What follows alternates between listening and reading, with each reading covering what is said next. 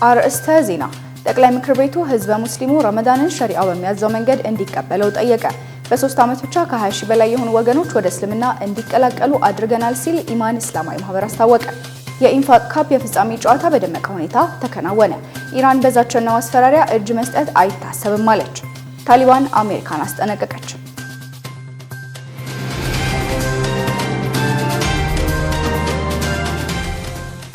አሰላሙ አለይኩም ወራህመቱላሂ ወበረካቱ። የተደራችሁ የነጃሺ ቴሌቪዥን ተመልካቾች እንደምን አላችሁ? ነጃሺ መረጃችን ተጀምሯል። ከመረጃዎቹ ጋር ሀያት ሰኢድ ነኝ። አብራችሁን ቆዩ። ጠቅላይ ምክር ቤቱ ህዝበ ሙስሊሙ ረመዳንን ሸሪዓው በሚያዘው መንገድ እንዲቀበለው ጠየቀ። ጾሙ የካቲት 10 ነገ ጨረቃ ከታየች ረቡዕ ደግሞ ካልሆነ ሐሙስ ይጀመራል ብሏል። የኢትዮጵያ እስልምና ጉዳዮች ጠቅላይ ፍርድ ቤት ለ1447ኛው የረመዳን ወር የእንኳን አደረሳችሁ መልእክት አስተላልፏል። የጠቅላይ ምክር ቤቱ ፕሬዝዳንትና የኢትዮጵያ ሃይማኖቶች ጉባኤ የበላይ ጠባቂ ሼህ ሀጂ ኢብራሂም ቱፋ መላው ሙስሊም በአንድ ቀን ተቀብሎ በተመሳሳይ ቀን የሚሸኘው የተቀደሰው የረመዳን ወር የአንድነት ምልክት ስለሆነ ህዝበ ሙስሊሙ አንድነቱን በመጠበቅ የተቸገሩ ወገኖች በማሰብና ሃይማኖታዊ ተግባራትን በመፈጸም እንዲያሳልፈው አደራ ብለዋል። ጠቅላይ ምክር ቤቱ 1447ኛው የረመዳን ጾም ነገ ማክሰኞ ጨረቃ ከታየች ነገ ረቡዕ ካልታየች ደግሞ ሐሙስ ጾሙ እንደሚጀምር አስታውቀዋል። ምክር ቤቱ የዘንድሮውን የረመዳን በመደጋገፍና በመተባበር ወሩ በኢትዮጵያና በመላው ዓለም ለሚገኙ ሙስሊሞች የጤና የሰላምና የፍቅር እንዲሆን ተመኝቷል።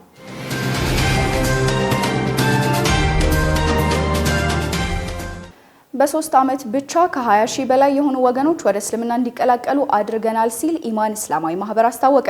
የኢማን እስላማዊ ማህበር ዋና ስራ አስፈጻሚ ኡስታዝ አህመድ ሙራድ ኢማን እስላማዊ ማህበር በ3 ዓመት ብቻ ከ20 ሺህ በላይ ወገኖች እስልምና እንዲቀበሉ ማድረግ ችሏል ብለዋል። ኡስታዝ መሐመድ ኢማን እስላማዊ ማህበር የሚሽነሪ ተጽዕኖ ባላቸውና እስላማዊ ትምህርት ባልተደረሰባቸው የሀገሪቱ አካባቢዎች ግዙፍ በጀት መድቦ ውጤታማ ስራ እየሰራ ነው ብለዋል። የኢማን እስላማዊ ማህበር በአዲስ አበባ ስቴይዜ ሆቴል የረመዳን እስቲቅባልና የራት ፕሮግራም ባዘጋጀበት ዕለት ማህበሩ በመላው ኢትዮጵያ በተለይ እስላማዊ ተቋማት በሌሉበት ገጠራማ የሀገሪቱ አካባቢዎች በርካታ መስጂዶች መስራቱን ዋና ስራ አስፈጻሚ አስታውቀዋል። ለአካል ጉዳተኞችና ልዩ ፍላጎት ላላቸው የማህበረሰብ ክፍሎች እስላማዊ እውቀት እንዲዳረስ ተቋም ገንብቶና ካሪኩለም ቀርጾ እየሰራ የሚገኘው ኢማን እስላማዊ ማህበር መስማት ለተሳናቸው ወገኖች በምልክት ቋንቋ የዳዕዋ ስርዓት መዘርጋቱን ገልጸዋል። ማህበሩ ዘመኑን በእስላማዊ ትምህርት ለማዋጀት ማህበራዊ ሚዲያን፣ የኤሌክትሮኒክ አማራጮችንና የዲጂታል መድረኮችን በመጠቀም በቴክኖሎጂ የታገዘ የዳዕዋ ስራ ለመጀመር ማቀዱን አስታውቋል። በቀጣይነት የእስላማዊ ስርዓተ ትምህርት ፈጠራን ለማሳደግ የዑለማና ምሁራን የምክክር መድረክ ለመፍጠር የንጹህ ውሃ መጠጥ አቅርቦትን ለማስፋትና ማህበራዊ አገልግሎት ላይ ሰፊ ስራ ለመስራት ያዘጋጀውን እቅድ በመድረኩ ላይ ይፋ አድርጓል። ኡስታዝ መሐመድ ሙራድ ለአካል ጉዳተኞች እስላማዊ ትምህርት ለማዳረስ መስጂዶችንና መድረሳዎችን ለመገንባት ዘመኑን የሚዋጅ ብቁ ዳኢ ለማፍራት ህዝበ ሙስሊሙ ኢማን እስላማዊ ማህበርን እንዲደግፍ ጠይቀዋል።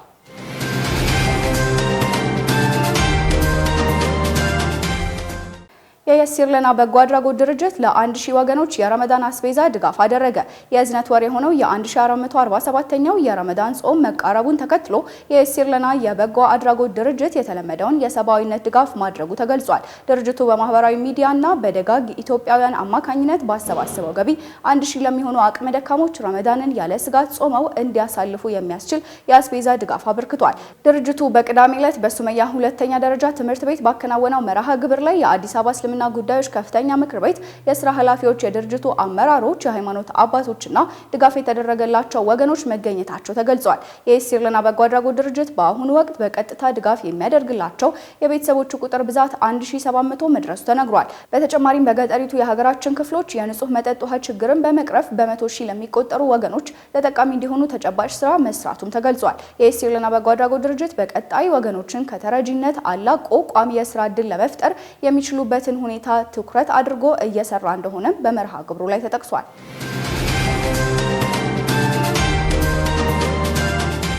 ምክር ቤቱ ለ500 አቅመ ደካማ ቤተሰቦች ድጋፍ አደረገ።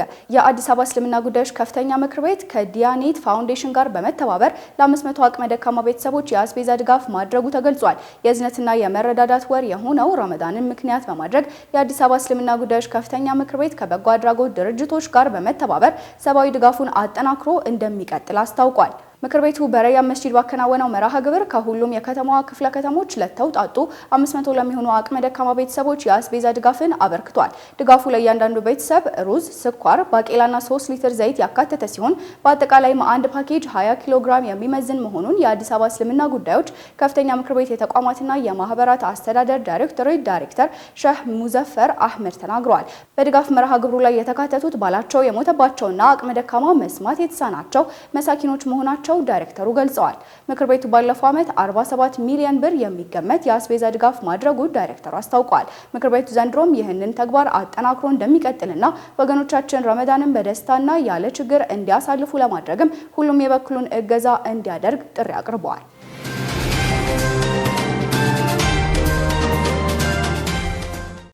ሙስሊም ተማሪዎች ሊግ መጽሐፍ ንባብ ውድድር አሸናፊ ለሆኑ ተማሪዎች ሽልማት ሰጠ።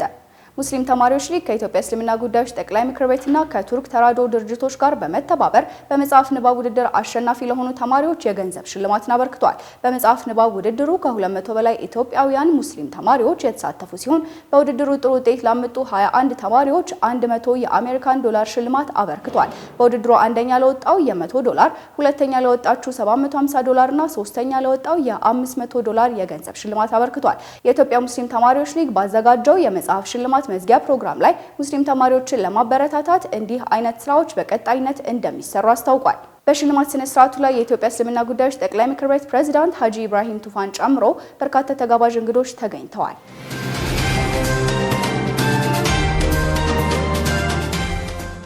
በጥቁር አንበሳ ስፔሻላይዝድ ሆስፒታልና በቅዱስ ጳውሎስ ሆስፒታል ትምህርታቸውን ሲከታተሉ የነበሩ 52 ሙስሊም የሕክምና ዶክተሮች እስቴኢዚ ሆቴል ተመርቀዋል። ከተመራቂዎቹ ውስጥ 19 ሴቶች ይገኙበታል። የሁለት ሆስፒታሎች ሙስሊም ጀማዓ ባዘጋጀው የምርቃት ስነ ስርዓት ላይ የሕክምና ዶክተሮቹ የተጣለባቸውን ሙያዊ ስነ ምግባር ጠብቀው ማህበረሰቡን ለማገልገል ቃል ገብተዋል። የሁለቱም ሆስፒታሎች የሕክምና ዶክተሮች ጀማዓ ሰብሳቢ የሆኑት ዶክተር መሐመድ ጀማል የሰው ህይወት በእጃችን ላይ ነው፣ ይህንን በመገንዘብ በአማናና በሙያዊ ስነ ምግባር ሰዎችን ለመርዳት የገባነውን ቃለ መሐላ በተግባር እንፈጽማለን ብለዋል። በምርቃት ስነ ስርዓቱ ላይ ንግግር ያደረጉት ባለድርሻ አካላትና ተጋባዥ እንግዶች ሙስሊሞች በሳይንሳዊ የትምህርት መስኮች ላይ ውጤታማ እንዲሆኑ አሳስበዋል። ሙስሊሞች በሀገሪቱ የተማረ ኃይል ተዋጽኦ ውስጥ ተገቢውን ድርሻ ለመውሰድ በርትተው መስራት አለባቸው ብለዋል። በምርቃት ስነ ስርዓቱ ከፍተኛ ውጤት ላስመዘገቡና የተሻለ ሃይማኖታዊና አካዳሚያዊ አፈጻጸም ላበረከቱ ተመራቂዎች ሽልማት ተበርክቶላቸዋል።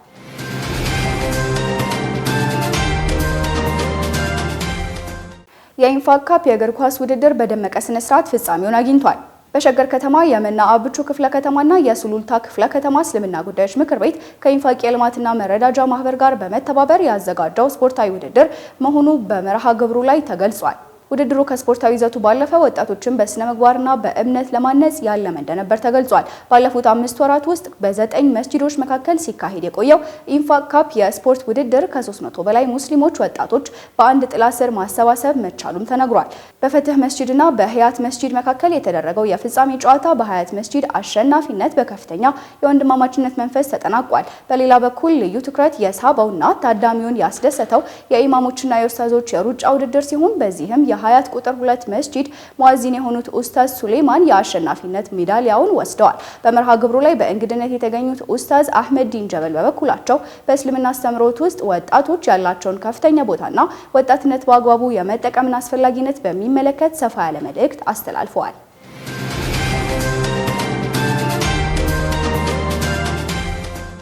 የተደራሽ ተመልካቾቻችን እየተከታተላችሁ የምትገኙት ነጃሺ መረጃችንን ነው። ወደ ውጭ መረጃችን ተሻገርን። ታሊባን አሜሪካንን አስጠነቀቀች። አሜሪካ በኢራን ላይ አዲስ ጥቃት ካደረሰች ታሊባን ከኢራን ጎን እንደሚሰለፍ አስታውቋል። ዋሽንግተን በኢራን ላይ ጥቃት የምትሰነዝር ከሆነ ታሊባን ከኢራን ጎን ለመቆም ዝግጁ መሆኑን ያስታወቁት የካቡል አስተዳደር ቃል አቀባይ ዘቢሁላ ሙጃሂድ ናቸው። የኢራን እስላማዊ ሪፐብሊክ ታሊባንን ድጋፍ ከጠየቀ ካቡል አስፈላጊውን ትብብር ለማድረግ ዝግጁ መሆናቸውን ቃል አቀባዩ ለኢራን ሬዲዮ ፓሽቶ ተናግረዋል። ቃል አቀባዩ ባለፈው ሰኔ ወር ላይ በኢራንና በእስራኤል መካከል ለ12 ቀናት የተካሄደው ጦርነት ቴህራን በድል መወጣቷን አስታውሰው አሁንም የአሜሪካ ጦር ጥቃት ቢሰነዝር ኢራን በድጋሚ እንደምታሸንፍ ያላቸውን እምነት ገልጸዋል። ይህ የካቡል አስተዳደር ቃል አቀባይ ዘቢሁላህ ሙጃሂድ ንግግር በታሊባንና በኢራን መካከል እየጠነከረ የመጣው ግንኙነት ማሳያ ነው ተብሏል።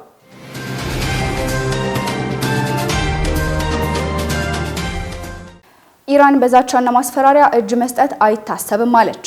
የኢራን የውጭ ጉዳይ ሚኒስትር አባስ አራቅቺ ከአሜሪካ ጋር ለሚደረገው ሁለተኛ ዙር የኒውክሌር ድርድር ጄኔቫ ስዊዘርላንድ መግባታቸው ተገልጿል። ድርድሩ በሁለቱ ሀገራት መካከል ያለውን ውጥረት ለማርገብና ወደ ቀጠናዊ ጦርነት ሊያመራ የሚችል ወታደራዊ ግጭትን ለመከላከል ያለመ መሆኑን አልጀዚራ ዘግቧል። ይህ በእንዲህ እንዳለ የኢራን ውጭ ጉዳይ ሚኒስትር አራቅቺ በኤክስ ገጻቸው ላይ ባሰፈሩት መልእክት ፍትሐዊና እኩልነትን የተከተለ ስምምነት ላይ ለመድረስ የሚያስችሉ እውነተኛ ሀሳቦችን ይዘው መምጣታቸውን ገልጸዋል። ይሁን እንጂ በዛቻና ማስፈራሪያ እጅ መስጠት በድርድር ጠረጴዛው ላይ የለም በማለት የሀገራቸውን ጽኑ አቋም አስታውቀዋል።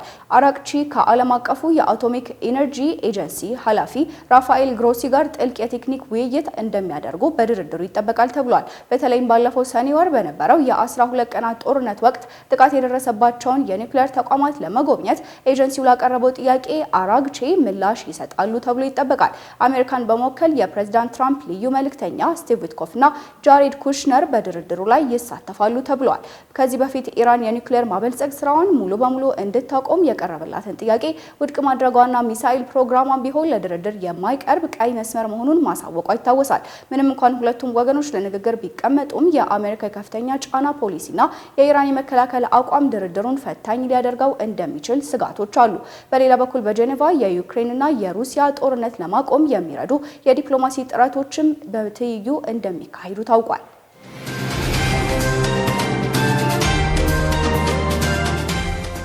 የተወደዳችሁ ተመልካቾቻችን ከሀገር ውስጥ እንዲሁም ከውጭ ምንጭ ያጠናቀርናቸው መረጃዎች የተከታተላችኋቸውን ይመስላሉ። አሁን ደግሞ ዕለታዊ የተመራረጡ የቢዝነስ መረጃዎችን እናደርሳችኋለን። ዙቤዳ ሀሰን እንደሚከተለው አዘጋጅተዋለች። የረመዳን ኤግዚቢሽን በደማቅ ስነ ስርዓት ለሸማቾች ክፍት ተደርጓል። በርካታ ሻጮችና ገዢዎችን የሚያገናኘው የረመዳን ኤግዚቢሽን በአዲስ አበባ ኤግዚቢሽን ማዕከል ነው ክፍት የተደረገው። በኒምቤክ ኢቨንትስ አዘጋጅነት የተከፈተው ኤግዚቢሽን ለ1447ኛው ዓመተ ሂጅራ ተወዳጁ የረመዳን ወር የሚያስፈልጉ መገልገያዎችን በተመጣጣኝ ዋጋ ቀርበውበታልም ተብሏል። በዚህም ኤግዚቢሽን ላይ የቤት እቃዎች፣ የምግብ፣ የአልባሳትና መሰል ምርቶችን የያዙ ነጋዴዎች ስለሚሳተፉበት ሰዓትን፣ ጉልበትን እንዲሁም ደግሞ ገንዘብን ቆጥቦ ለመገበያ አይነተኛ አማራጭ ሆኖ ቀርቧልም ተብሏል። የረመዳን ወር መግባትን ተከትሎ በተከፈተው ኤግዚቢሽን ላይ ለገዢዎች ልዩ ሽልማት መዘጋጀቱም ተሰምቷል። በዚህም ባዛሩን ለመጎብኘት የሚመጡ ማህበረሰቦች በተዘጋጀው ልዩ የዕጣ ሽልማት መሰረት 10 የኡምራ ጉዞ ትኬትና የኤሌክትሪክ ባጃጅ ይበረከትላቸዋልም ተብሏል። ተናፋቂውን የረመዳን ወር ለመቀበል የሚያስፈልጉ ቁሳቁሶችን ለመሸመት በአዲስ አበባ ኤግዚቢሽን ማዕከል ጎራ ማለት እንደሚያስፈልግ ኒምቤክ ኢቨንትስ አስታውቋል። 9ኛው የአፍሪካ ቢዝነስ ፎረም ዛሬ በአዲስ አበባ መካሄድ ጀምሯል። የአፍሪካ መጻኢ ጊዜ በፋይናንስ መደገፍ ስራና ኢኖቬሽን ለዘላቂ ትራንስፎርሜሽን በሚል መሪ ሀሳብ የተከፈተው ፎረሙ የተባበሩት መንግስታት የአፍሪካ ኢኮኖሚ ኮሚሽን ወይም ደግሞ ኢሲኤ ከአፍሪካ ህብረት ኮሚሽንና ሌሎች ባለድርሻ አካላትም ጋር በመሆን የተዘጋጀው የአፍሪካ ቢዝነስ ፎረም በአፍሪካ የልማትና የኢኮኖሚ እድገት ጉዳዮች ላይ ትኩረቱን በማድረግ በየዓመቱ የሚካሄድ ከፍተኛ አህጉራዊ የምክክር መድረክ ነው። ፎረሙ አጋርነትና ኢንቨስትመንትን መጠንን ማሳደግ በተለይም ደግሞ የመንግስትና የግል የተቀናጀ የፋይናንስ አቅርቦትን ጨምሮ የተለያዩ ፋይናንስ አማራጮችን ማስፋት በሚቻልበት ሁኔታ ላይ እንዲወያዩ ያስችላቸዋል። የዲጂታል ኢንዱስትሪዎች፣ የአነስተኛና መካከለኛ ኢንተርፕራይዞች እንዲሁም ደግሞ እየሰፋ ያለውን የአፍሪካ የፈጣን ዘርፍ ትኩረት ተሰጥቶበታልም ነው የተባለው። በኢሲኤ የበለጸገውና የመንግስትና የግል ዘርፍ ፋይናንስ ቃል ኪዳኖችን ትግበራ የሚከታተልና የሚቆጣጠር ስርዓትም በፎረሙ ላይ ይፋ ሆኖ ወደ ተግባር ይገባል ተብሎም ይጠበቃል። ለ2 ቀናት በሚቆየው ሁነት ላይም የአፍሪካ ሀገራት የመሪዎች የምክክር መድረኮችና የባለሙያዎች ውይይት ይደረጋልም ነው የተባለው።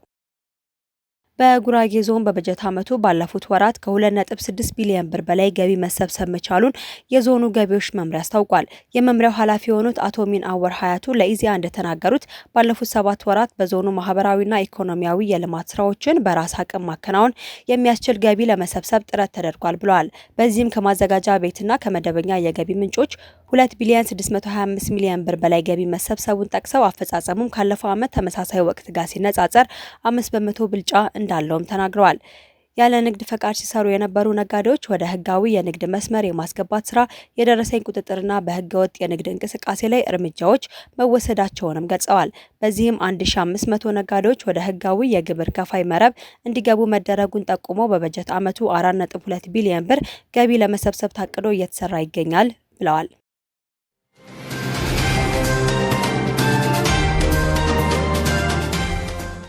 በመጨረሻም ወደ ታሪክ ለትውስታ እናመራለን። ዙቤዳ ሀሰን አዘጋጅተዋለች።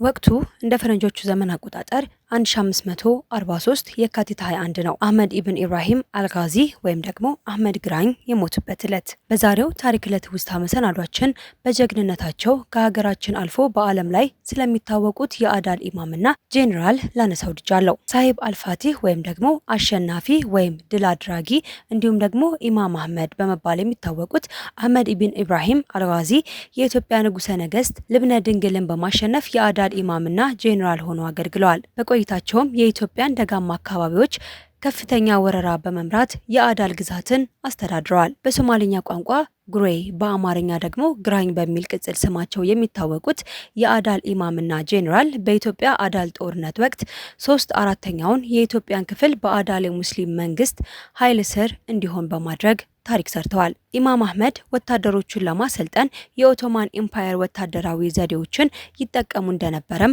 ይነገርላቸዋል። በወቅቱ የተራቀቀ የጦር መሳሪያም ይጠቀሙ እንደነበረም የታሪክ መዛግብት ላይ ሰፍሮም እናገኘዋለን። ሸሪዓን መሰረት ያደረገን አስተዳደር ለማስፋፋት አልመው የነበሩት ኢማም አህመድ ግዛታቸውን በመላው አፍሪካ በማስፋፋት የሙስሊም አገዛዝ የበላይነትን ያመጣሉ በሚል በወቅቱ ለነበሩ መሪዎች ስጋትን ፈጥረው ነበር። በዚህም የኢማም አህመድን በኢትዮጵያ ስኬት በአፍሪካ ውስጥ የሙስሊም ጦርነትን ለመግታት ሲባል ፖርቹጋሎችን እርዳታ ተጠይቆም ነበር። ይህም የአውሮፓ ጣልቃ ገብነት እንዲመጣ ዋነኛ ምክንያት ሆኗል። በዚህም በየካቲት 21 ቀን 1543 በወይና ደጋ ጦርነት ላይ መገደላቸውም ይነገራል። ስለ አህመድ ኢብን ኢብራሂም አልጋዚ በተጻፉ የኢትዮጵያ ታሪኮች ውስጥ እንደ ጨካኝ ተደርገው ቢወሰዱም ይህ ግን ከእውነት የራቀ መሆኑን የታሪክ ምሁራን ይናገራሉ። በሶማሌዎች ዘንድ ደግሞ እንደ ብሔራዊ ጀግና ተደርገው በየጊዜው ይወሳሉ።